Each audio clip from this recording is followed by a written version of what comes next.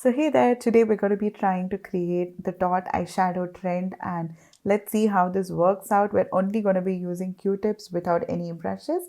So let's get started. I'm going to start off with a little bit of tape and we're going to apply that in a tilted angle. Make sure that the tilt is not too much or it's not drooping. Just keep it as a neat line, which is a continuation of your lower lash line. And now I'm going to start off with the ABH Soft Glam eyeshadow palette. Any neutral palette will work, and I'm just going to start off with a black eyeshadow on the top of the Q-tip, and now I'm just going to create a couple of dots along the outer part of the lash line and put maybe like 1 or 2 dots correctly outwards, like after the eye ends for the wing area. And next I'm going to take up a little bit of brown and we're going to dot it just above the black eyeshadow. So we're doing this that way we can blend the brown out better. Now moving on, I'm going to use a much more lighter shade of brown and dot this across the entire crease. And with this is going to give it like a good transition shade kind of a color. Now using the same Q-tip on the side which we applied the black, I'm going to use that and slowly start to smudge. And when you start doing this, it's going to connect all the dots and keep the shape like well intact on the lid. Ensure that you're not doing too much black in the outer corner because that becomes really hard to like blend it out and then you have a really huge wig. So just 1 or 2 dots at the max is very good in the outer corner. And then slowly you can just kind of like, as you see when I'm blending, it just keeps extending outwards.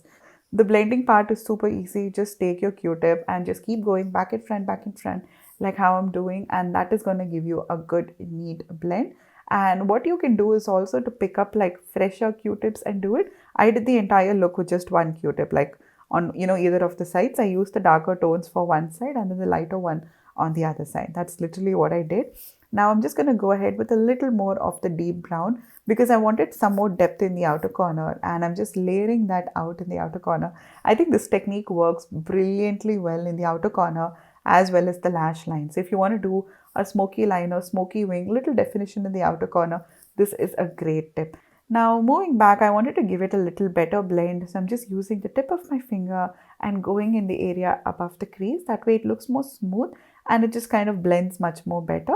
Now I'm going to take off the tape and you can see the sharp, neat line. And do you see that I've kept it like as close as possible to the eye because once I blended it out, it gave me the entire length. So now I'm just using my finger and slightly buffing the edges because I do not like sharp lines in that place. And then I'm going to take a little bit of shimmer and we're just going to press that across the inner 1/3 and just slightly feather it out and slightly blend that out towards the outer 1/3. Now I'm just going to slightly also blend it into the crease. That way there are no harsh lines and it just looks like good amount of highlight all over the lid. You can do this with literally any shade. I just went in with like a rosy copper today. Now to just tie the entire look together, we're going to use a little bit of kajal. I'm using the Renee Midnight Kajal here and you can just go ahead and tightline your entire waterline. You can also do this with a little bit of eyeshadow, like just a little, like a little bit of black eyeshadow like what I'm doing right now. Black eyeshadow all across the lower lash line. Nicely smudge that out and keep it as close as possible to your eye. It's super comfortable and easy to blend the lower lash line with a Q-tip. It's extremely soft and it does not hurt at all.